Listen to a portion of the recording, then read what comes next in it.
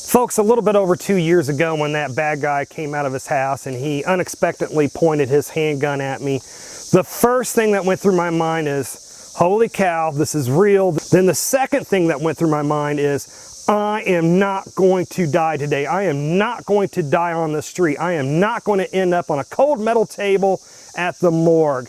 If you try to kill me, you are going to die trying to kill me. Drop your weapon, drop your...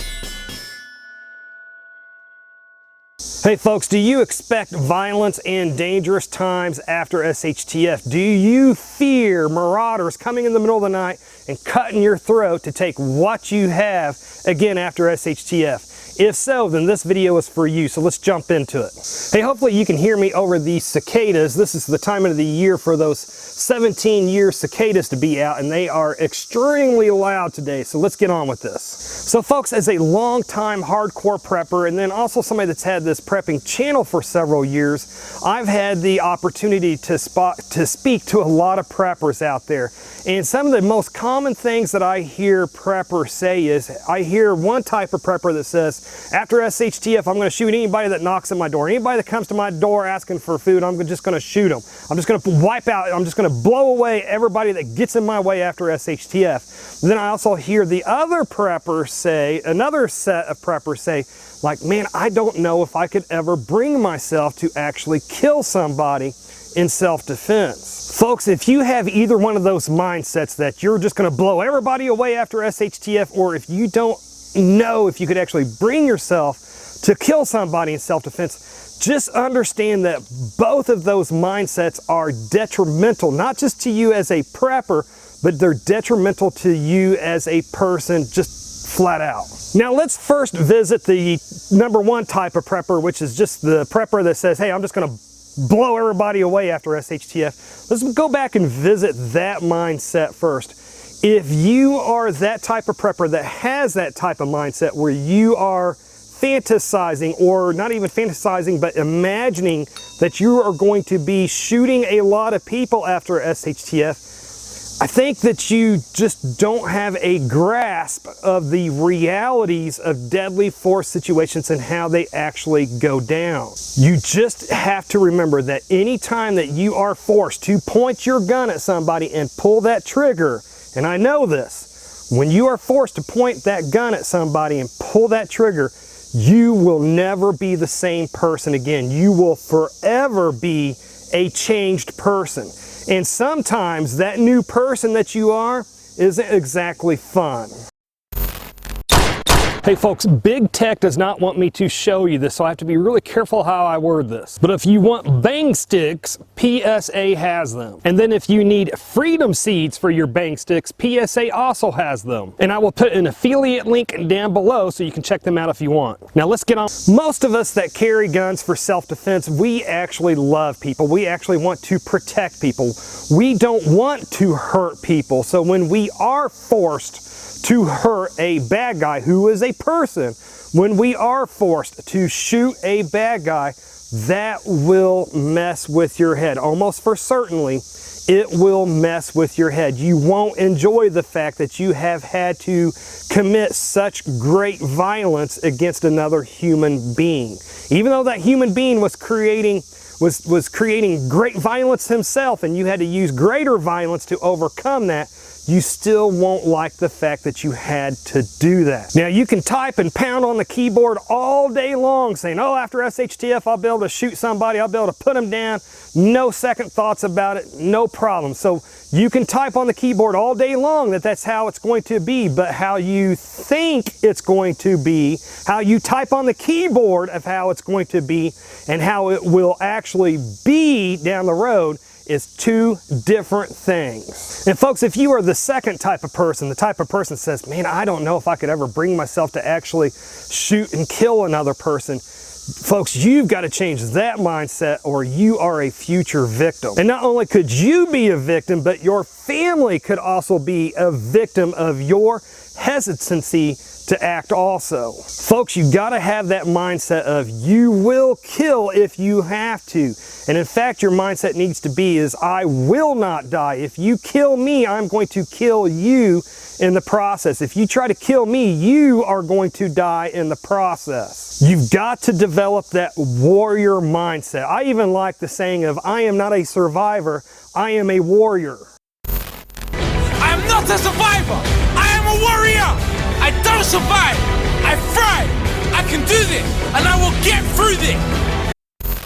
Folks, there is a reason why us humans don't physically grab onto and try to injure smaller animals like raccoons and stuff like that. And that's because we know that if we physically grab a hold of them, even though we are 10 times their size and 10 times stronger than them, we know that if we physically grab onto them, they are going to fight and shred us and tear us up so bad before we can fatally injure that animal that we know better than to do it to begin with. So we just leave that animal alone to begin with. And that's the same thing, the mindset and how you got to exude yourself to bad guys. You just got to have that mindset of I am not a victim, I am a warrior, and if you try to hurt me, it's going to cost you so dearly to do that.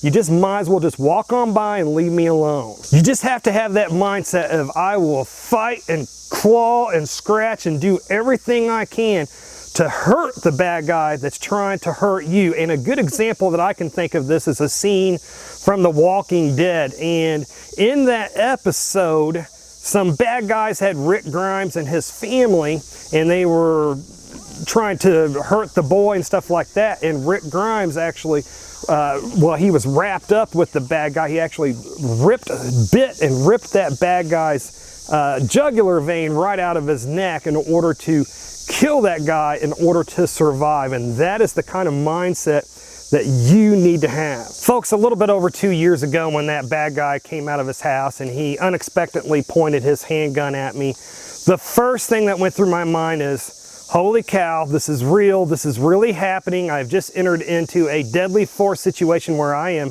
legally justified in pulling my gun and shooting him.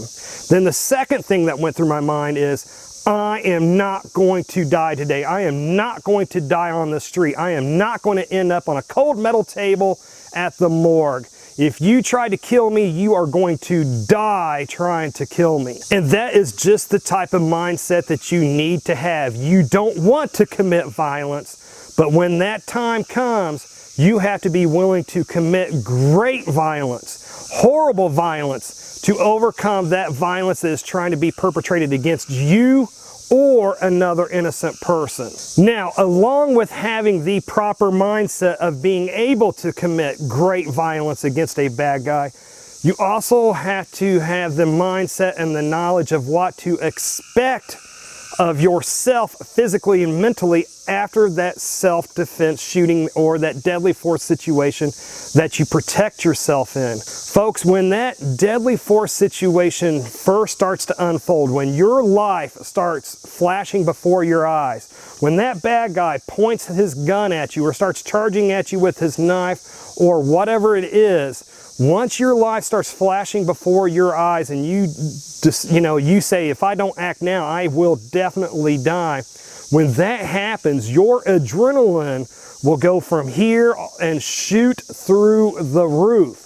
Now, after minutes and hours and days pass by, your adrenaline will start coming down. A few minutes after the deadly force incident happens, your adrenaline will drop down quite a bit.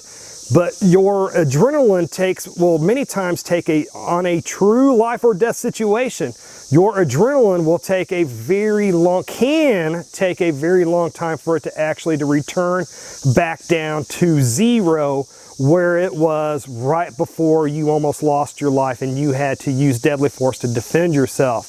2 years later, my adrenaline still has not completely reached back to zero. Over 2 years later, my adrenaline level has still, again, not reached back to zero. Now, to combat that, with nervous energy and stuff like that I will have is I will do exercises to try to burn off that energy. But like I said earlier, when you are forced to point your gun at somebody and pull that trigger, and as you grapple with what you've had to do, you, again, like I said, you will always be a different person after you've been forced to point a gun and pull the trigger towards another human being.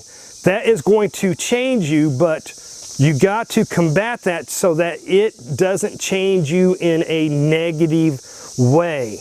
If I let that bad guy change my life in a negative way, then that means that that son of a bitch wins, and I cannot let that happen. So the way that I know that I win this fight, that I win this in the end, where I become the victor, is that I take better care of myself and I make myself a better person because of that.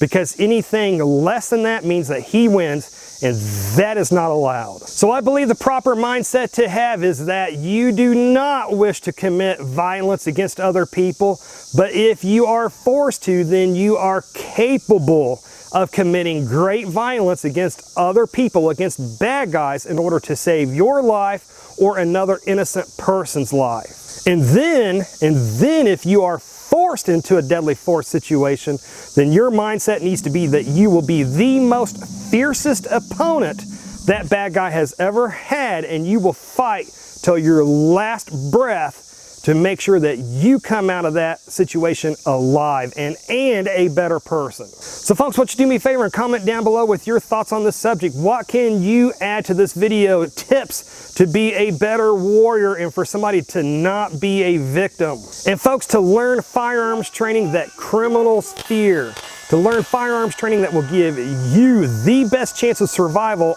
after a surprise attack, then click on the video that should be appearing on the screen just about now to learn that powerful knowledge. Anyways, folks, this is enough internet for me today. I do need to get to work. Folks, if you made it this far, hey, thank you very much for watching, and I pray that you have a good night.